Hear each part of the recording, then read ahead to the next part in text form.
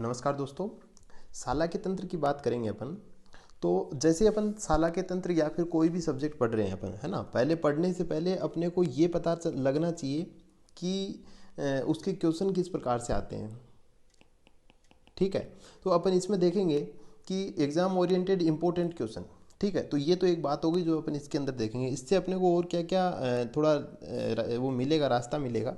तो सबसे पहले बात करें इससे, एक तो अपने को क्वेश्चंस का आइडिया हो जाएगा कि जो अपन पढ़ेंगे उसमें से किस प्रकार के क्वेश्चन आएंगे। ठीक है, तो ताकि जिससे क्या होगा कि अपन जैसे ही कोई टॉपिक पढ़ रहे हैं और अपने को पता है कि ये एक्स क्वेश्चन है, यहाँ से आया हुआ है पहले, तो अपन उस प्रकार के टॉपिक आएंगे तो अपन क्या करेंगे, वहाँ पे अपन थोड़ा फोकस कर लेंगे अपने आप को। ठीक है, एक तो ये फ़ायदा है। दूसरा ये तो है ही कि अपन जो क्वेश्चन है अपने को ये पता चल रहा है कि ये टॉपिक जो है वो एग्ज़ाम के लिए इम्पोर्टेंट है ना। तो अपने को दूसरी चीज़ का पता चल रहा है, किस चीज़ का, इंपॉर्टेंट टॉपिक्स का पता चल जाएगा। तो अपन ये जो कार्यक्रम शुरू करेंगे तो इसके जो अभी एक ये फेज फर्स्ट है, ठीक है, इसके बाद में एक वीडियो और आएगा, वो फेज सेकंड हो जाएगा थोड़ा।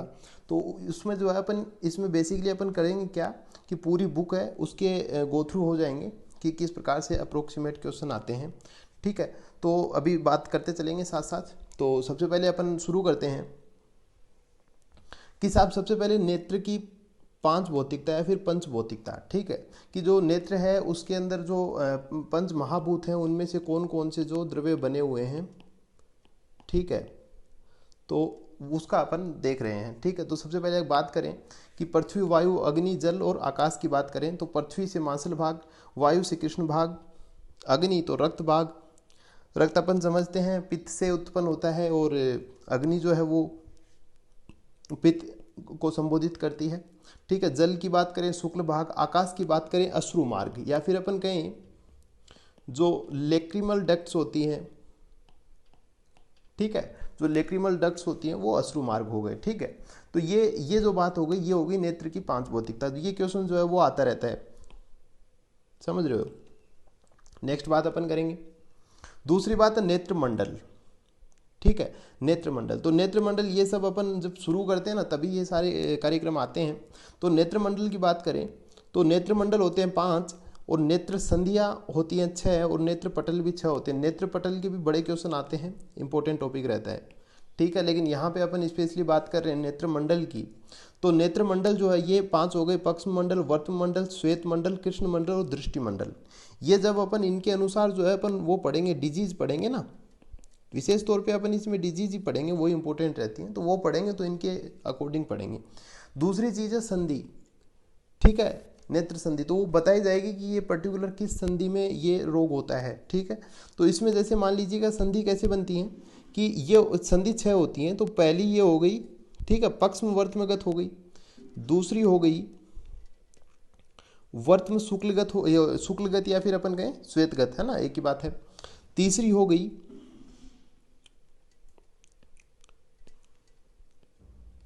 ये हो गई शुक्ल कृष्णगत, है ना, ये तीसरी हो गई। ये अपन किसकी बात कर रहे हैं, संधि की बात कर रहे हैं। और चौथी हो गई कृष्ण दृष्टिगत, है ना।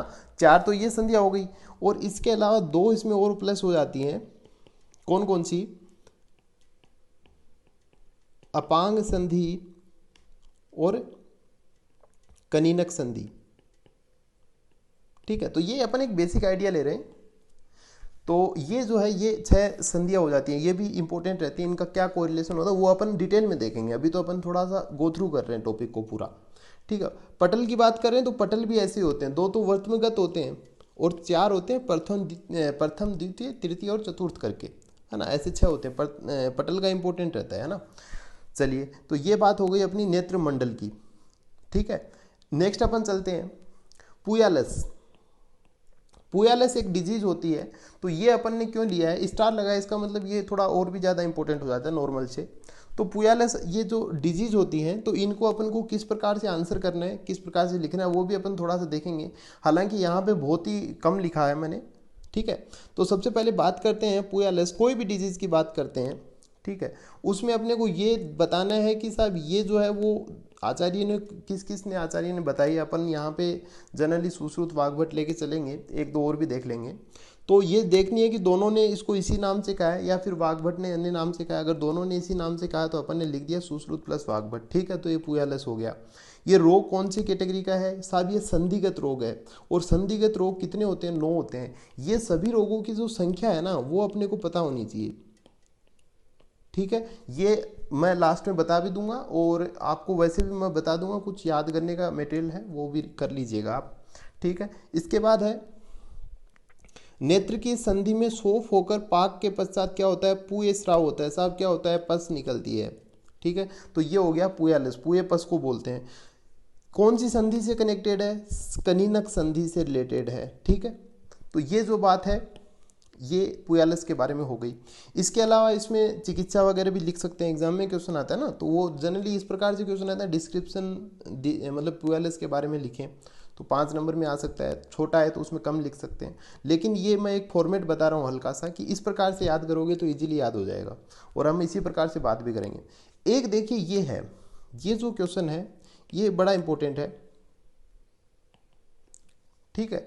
ये क्वेश्चन जो है ये मैंने सिर्फ ट्रेकोमा नहीं लिखा हुआ, इसमें मैंने ट्रीटमेंट ऑफ ट्रेकोमा लिखा हुआ है ना। तो ट्रेकोमा हालांकि इंपॉर्टेंट चीज़ होती है अपने आप में, लेकिन ट्रीटमेंट क्यों पूछा गया है इसकी बात अपन अभी करेंगे, ठीक है। तो सबसे पहले बात करते हैं ट्रेकोमा। तो इस प्रकार से कोई अगर मॉडर्न का क्वेश्चन आ रहा है तो उसमें अपने को ये भी पता होना चाहिए कि आयुर्वेद में इसको क्या बोलते हैं, ठीक है। आयुर्वेद में इसको क्या बोलते हैं? तो यहाँ पे क्या है, आयुर्वेद में इसको बोल रहे हैं पोथकी। और पोथकी किसने कहा है साहब? सुश्रुत और वाग्भट दोनों ने पोथकी कहा है, ठीक है। अब अपन बात कर रहे हैं मॉडर्न की, तो यहाँ पे ये लिख रहे हैं कि a contagious bacterial infection of eye causing inflamed granulation on the inner surface of lids. तो इसमें जो है फॉलिकल्स टाइप ग्रेन्यूल्स टाइप बन जाते हैं ट्रेकोमा में, तो वो अपन देखेंगे जब पढ़ेंगे उस समय देखेंगे, उसमें से सीक्रेशंस वगैरह निकलते हैं। एक बैक्टीरियल इन्फेक्शन है, बैक्टीरियल एजेंट की वजह से होता है और उसका नाम है क्लेमाइडिया ट्रेकोमेटिस, और इसी के नाम पे इसका जो है वो नाम रख दिया ट्रेकोमा, ठीक है। लेकिन इसका ट्रीटमेंट मैं फिर से कहूँगा, ट्रीटमेंट के लिए विशेष तौर पे कहा गया है, वो क्यों? तो इसके ट्रीटमेंट की अगर बात करें तो क्या करना है? केयर ऑफ पर्सनल हाइजीन, ठीक है। इसके अलावा tetracycline erythromycin 250 mg 4 times a day for 3 to 4 weeks, साधारण सी बातें हैं। एंटीबायोटिक आई ड्रॉप 1% टेट्रासाइक्लिन, तो ये नाम अपने को जो है वो विशेष रूप से देख लेना है, एक जगह और आएगा अभी, 4 times a day for 6 week, ठीक है।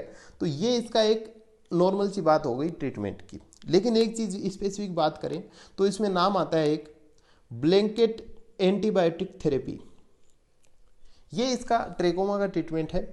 ये है क्यों? ये WHO ने उस जगह के लिए प्रेफर करती है जहाँ पे क्या हो, एंडेमिक कंडीशन आ जाए, है ना, महामारी जिसको अपन कहें, उस प्रकार की सिचुएशन आ जाए।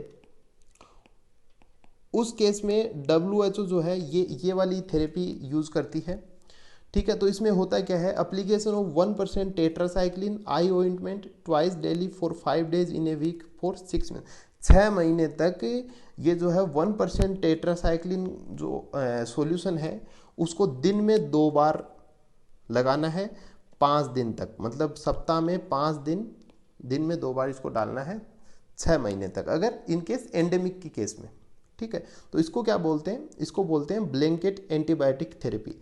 इसीलिए जनरली इसका क्वेश्चन जो है वो ट्रीटमेंट ऑफ ट्रेकोमा नाम करके आता है, समझ रहे हो? तो कहने का मतलब क्वेश्चन कैसे बनते हैं, कुछ अगर विशेष बात हो किसी के अंदर तो वहां से भी अपने को क्वेश्चन उठा हुआ दिख सकता है, ठीक है। नेक्स्ट अपन आगे चलते हैं। यह है अर्म के प्रकार, अर्म के प्रकार, ठीक है। शस्त्र क्रम विधि, तो इसमें मैंने ये केवल मैंने ऐसे लगाया है क्योंकि इसकी जो शस्त्र क्रम विधि जो है ना, जो इसका सर्जिकल जो मैकेनिज्म है वो बहुत ऐसे थोड़ा अलग है, उसमें बड़ी यंत्र वगैरह इस प्रकार की चीज़ों का प्रयोग किया जाता है, कट लगाते हैं, तो वो सारी चीज़ें जो है वो इसमें पूछी जाती है अर्म में। अर्म का नाम जो वो पुराणों में भी अपने को देखने को मिलता है। अपन जब इसका परिचय पढ़ेंगे साला के तंत्र का या फिर अपन का इतिहास पढ़ेंगे तो उसमें भी देखिएगा आप एक बार अर्म नाम जो है वो आएगा, ठीक है। तो ये अर्म हो गया। इसको अपन देखते हैं, इसको अपन देखें तो ये इसमें हम अर्म के प्रकारों की बात कर रखी है। तो सबसे पहले अर्म के प्रकार अपन देख रहे हैं, परस्तारी अर्म, शुक्ल अर्म, लोहित अर्म, या फिर ये जो है ये शोणित अर्म है ना, ये आचार्य वाग्भट ने कहा शोणित अर्म, ठीक है। बाकी एक ही बात होता है, शोणित और लोहित रेड कलर को रिप्रेजेंट कर रहे हैं। अधिमांसज अर्म और स्नायु अर्म। मैं जो है यहाँ पे बहुत ही आपको बेसिक सी बातें बता रहा हूँ ताकि बोर ना हो, नहीं तो मेरा तो टारगेट यही है कि क्वेश्चन कैसे आते हैं वो बताना, लेकिन अब साथ साथ बता दूंगा तो आपका थोड़ा रिवीजन होगा और पता रहेगा कि इसमें क्या क्या अपने को पढ़ना है। मॉडर्न कोरिलेशन जो है वो अपने को पता होना चाहिए, इसको बोलते हैं टेरिजियम। इसकी ये है कि जो टेरिजियम है वो भी क्वेश्चन बहुत आता है मॉडर्न में, और ये ऐसे इस प्रकार इसको टेरिजियम बोलते हैं। जो कंजक्टिवा होती है ना उसकी ग्रोथ हो जाती है, और वो ग्रोथ कहाँ तक चली जाती है, कॉर्निया तक चली जाती है। तो ये ऐसे पेशेंट्स भी अपने को इजीली देखने को मिल जाते हैं, ठीक है। तो ये हो गया टेरिजियम बोलते हैं इसको। टेरिजियम का भी क्वेश्चन आता है, अर्म का भी आता है ना, और डेफिनेटली आता ही है, काफ़ी इंपॉर्टेंट है, ठीक है। तो ये बात हो गई है ना, तो इस प्रकार से क्वेश्चन आते हैं। नेक्स्ट अपन बात करें layers of cornea. Layers of cornea देखने को मिला है, एक दो बार क्वेश्चन देखने को मिला है, ठीक है। तो इसकी बात करें लेयर्स अपन थोड़ी देख लेते हैं। तो ये लेयर है कॉर्निया की, जो ये लेयर होती है ना, देखिए ये जो यहाँ पे बात हो रही है अपनी, ये वाली ये लेयर है, और ये यहाँ पे अपन देखें तो सबसे पहले जो है वो epithelium, Bowman's layer, stroma, Descemet's membrane और एंडोथीलियम, ठीक है। तो ये जो लेयर हैं ये 5 हैं,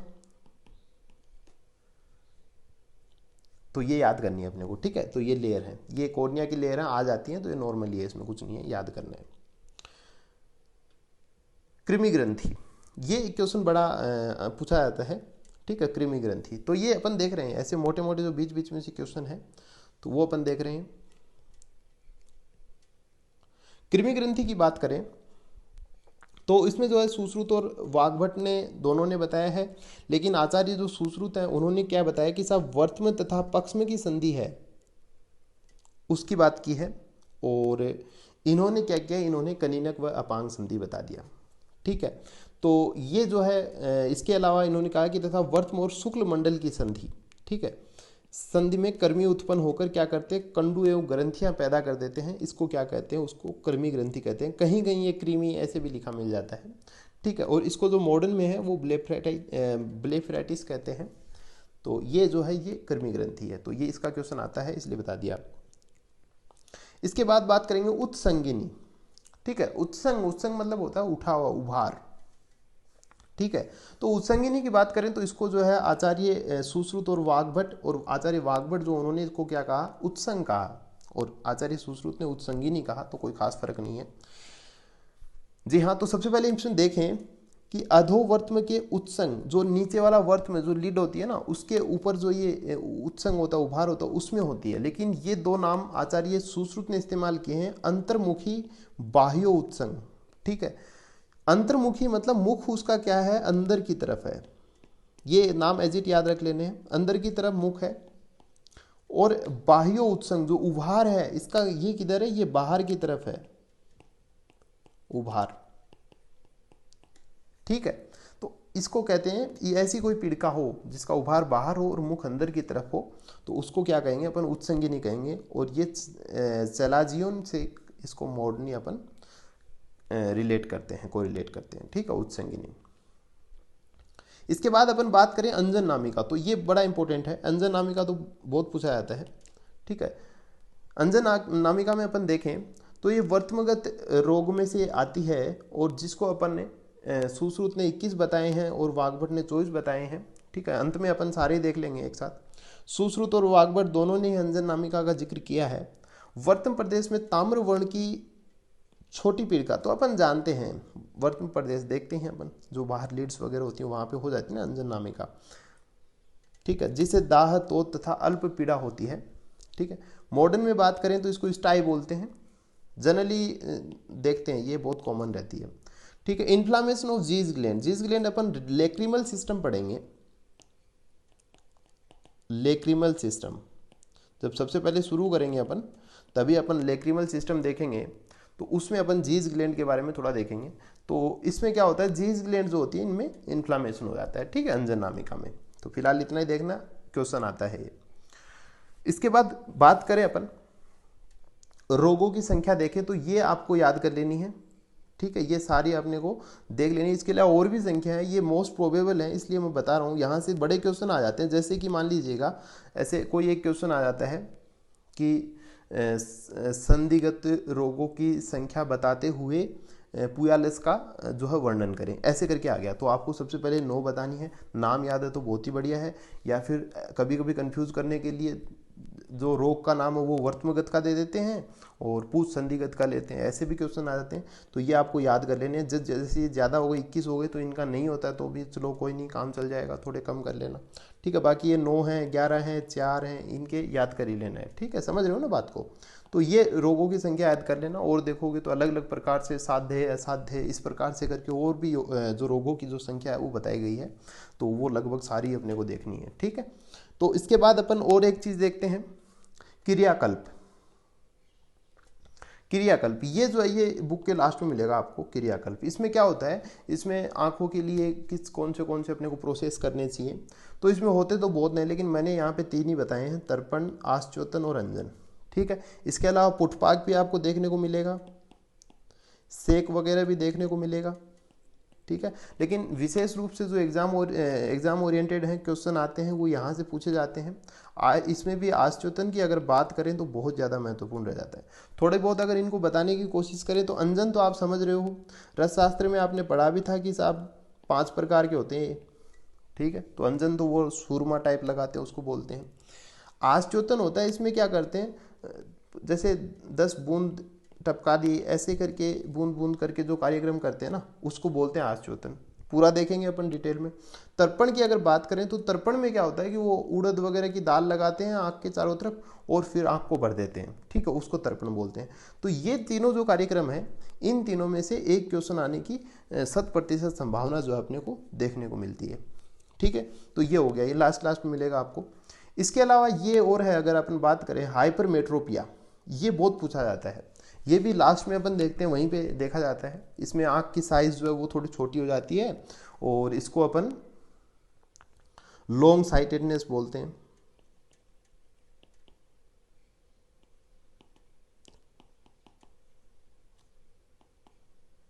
ठीक है। लॉन्ग साइटेडनेस बोलते हैं कि इसमें दूर का तो दिखाई देता है लेकिन नज़दीक का नहीं दिखाई देता, और रीज़न होता है इसमें आँख छोटी हो जाती है, इसलिए रेटिना पे जो है वो रेज क्रॉस नहीं हो पाती है। तो वो बातें अपन देखेंगे। तो इसमें जो है एक मायोपिया भी होता है, मायोपिया। ऐसा नहीं है कि वो पूछा नहीं जाता, मायोपिया भी पूछा जाता है, लेकिन इसमें जनरली जो है वो हाइपरमेट्रोपिया ज़्यादा पूछा जाता है। हो सकता है स्टूडेंट्स में ज़्यादा देखने को मिलता है इसलिए पूछा जाता है, लेकिन कुल मिला के इसके क्वेश्चन ज़्यादा आते हैं रेदर देन मायोपिया, ठीक है। तो ये बात हो गई अपनी यहाँ तक। तो ऐसा नहीं है कि अपने ख़त्म हो गए, और भी बहुत सारे ऐसे पॉइंट होते हैं, जैसे कि पक्ष्म कोप होता है एक, ठीक है, जिसका बड़ा क्वेश्चन आते हैं, है ना। इसके अलावा और अगर अपन देखें तो एक नकुल अंधे नाम करके भी एक चीज़ एक होता है, टॉपिक होता है नकुल अंधे करके, वो भी होता है। और भी हैं कई, अभी दिमाग में नहीं है, बहुत सारे हैं जो आते रहते हैं एग्जाम्स में जनरली। तो उसकी अपन ऐसा काम करेंगे, अगर ये ठीक लगा तो अपन एक और बना लेंगे, है ना। तो वो आप मुझे ज़रूर बता दीजिएगा थोड़ा सा। तो बहुत बहुत धन्यवाद। और इसके अलावा और कोई बात होगी तो मैं आपको बता दूंगा, नीचे डिस्क्रिप्शन में बता दूंगा या फिर ग्रुप वगैरह में, जैसे भी करके, ठीक है। बहुत बहुत धन्यवाद।